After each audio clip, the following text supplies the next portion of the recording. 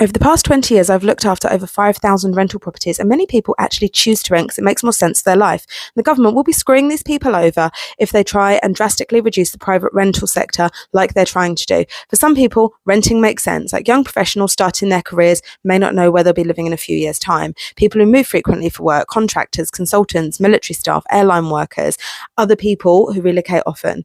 People saving for a deposit. People rent while building up enough money to buy their first home.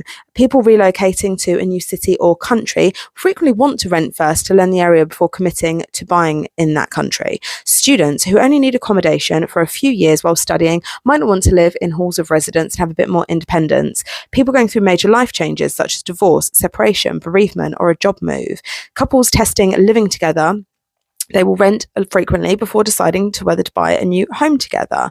There's people waiting for the right home to come along. They choose to rent, even though they could buy, but they don't want to rush into the wrong purchase. And equally, they're waiting for better market conditions. For example, when interest rates or house prices change. Self-employed and contract workers who may struggle to qualify for a mortgage initially rely on being in rental property. High earners who prefer flexibility. Some people simply don't want the responsibility of owning a property and doing all the maintenance on it. Some people like being able to call up the landlord and say, fix my boiler, please. People who travel frequently or work remotely and don't want to be tied to one location.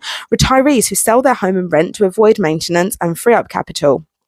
Corporate tenants, there's a lot of companies renting properties for employees who are relocating for work, and all of these people will be screwed over because they rely on the private rented sector because the government doesn't actually provide any alternative housing.